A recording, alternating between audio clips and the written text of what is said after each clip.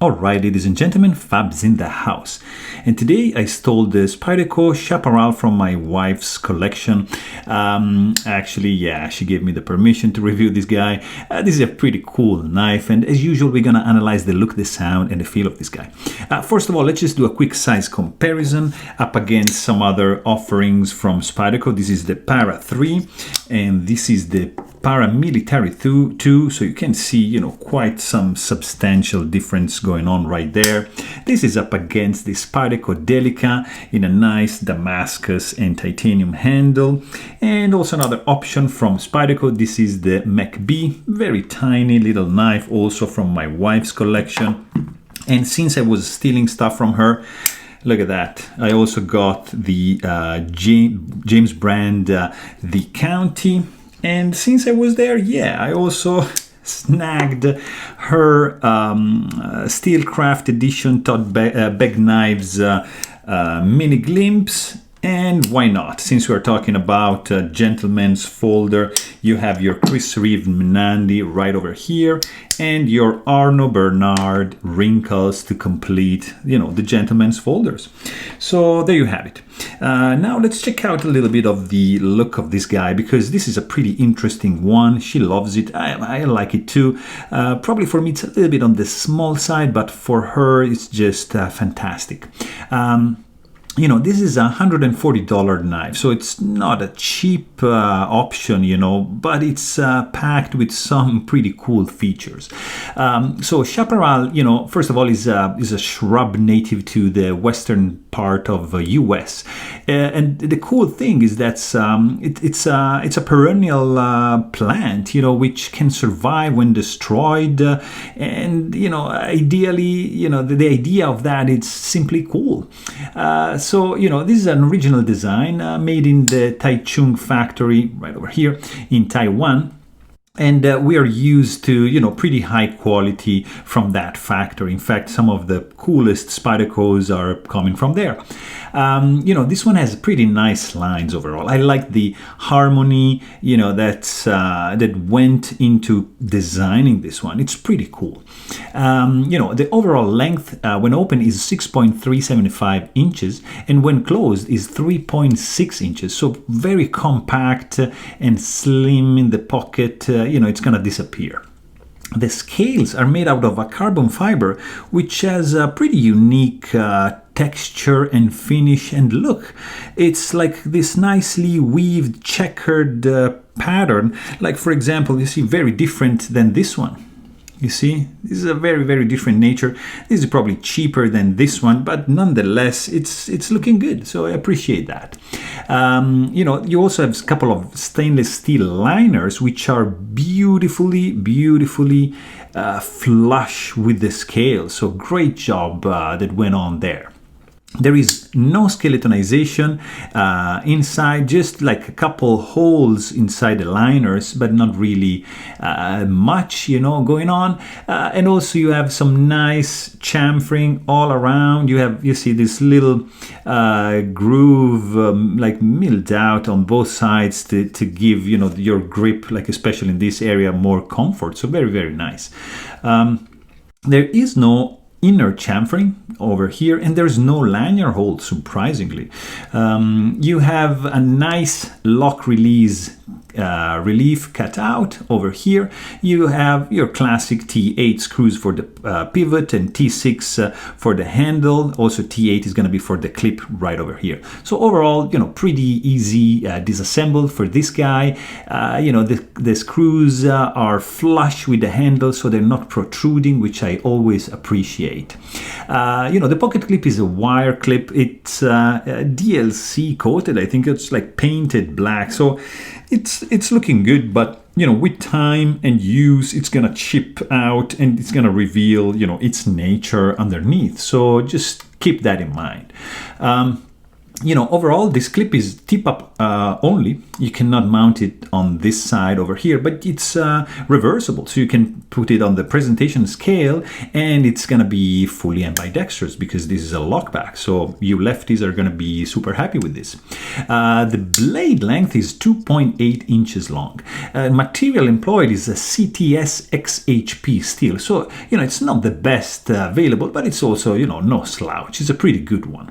The finish is a nice satin directional, going like this way with a full flat grind extending up to the spine, which is nicely curved, giving, a pretty beautiful drop point shape to this blade.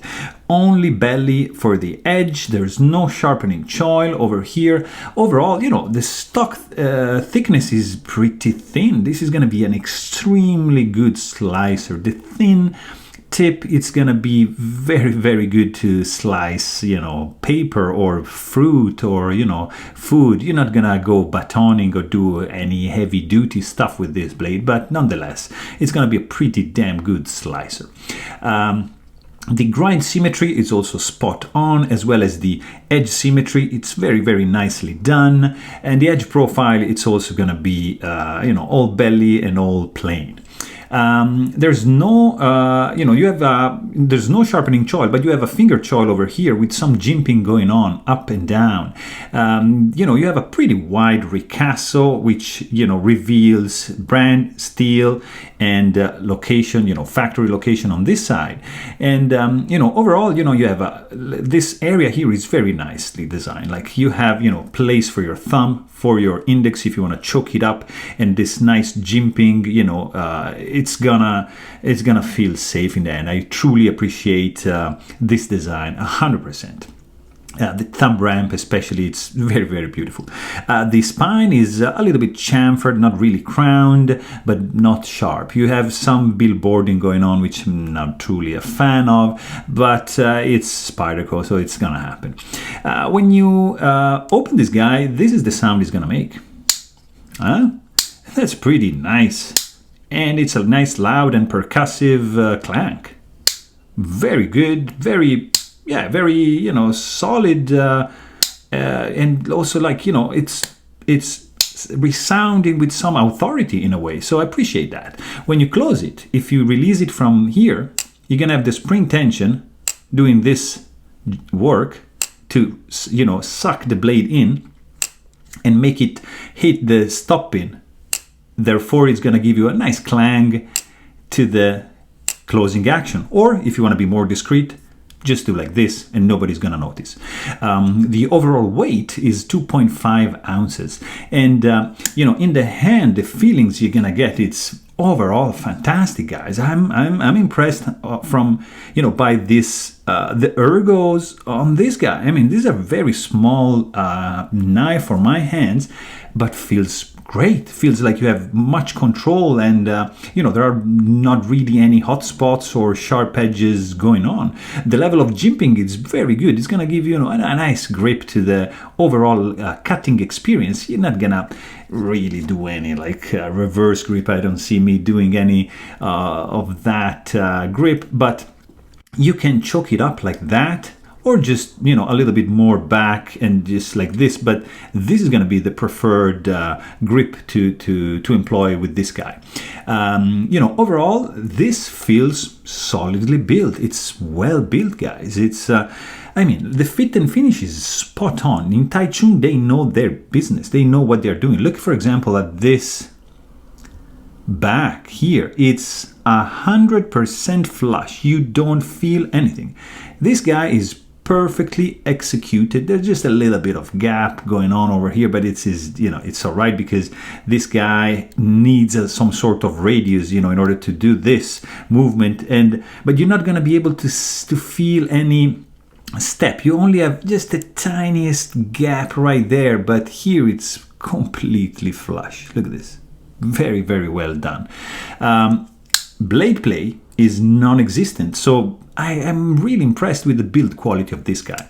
The clip ramp is a little bit on the low side, as you can see, and it's gonna be functional because the retention is super strong, so this is gonna keep your knife glued into your pocket, so very nice. You know, design is just a wire clip, so yeah, I mean, it's a matter of taste. I'm not really a fan of this one, but functionally it's superb. You know, the deployment speed, it's not gonna be the fastest, but it's gonna be smooth, guys. I mean, the feeling when you do this, it's perfect. Like if you compare it to the Delica, it's much better because it's smoother and you need less force to deploy this one. And overall, the feeling, you know, to your handle is gonna be soft and smooth. So very, very cool action, even if it's not fast. And this is running on washers. The detent is like very, very nicely dialed in with the right amount of spring tension brought in from the lockback. So very, very cool. You can't touch the tip of the blade right here, so very, very safe. And there's no rattling whatsoever when you shake this guy. When you close the knife, you know, the lock has a pretty nice and easy relief to, you know, do this and access the lockback. And then very smoothly this guy closes. And if you want, you can just, you know, let the blade go back or just, you know, be discreet and do this. So you have a couple of options. You can thumb flick this guy like that if you want. So, or you can be using two hands or just your thumb and do like a more slow deployment. So you have a couple options going on over here. You know, there's of course like not really, you know, like any guillotine effect. You're gonna have a little bit of free falling, you see, when you deploy when you unlock the back like that. But since the spring tension is pretty strong, you don't have any guillotine effect. You're gonna have to take, you know, the blade back into the closed position. So because the detent suction is going to be so nice and pretty good that you're not going to have any issues, but just be mindful of that. So overall, you know, this is a pretty cool small blade. It's very, very light. It's the ideal gentleman folders, I would say. It's overall, you know, has cool lines. The ergos are pretty fantastic, and I would say the price is right for what you're gonna get. So there you have it. Hope you guys enjoyed this video. Thanks for watching and stay tuned.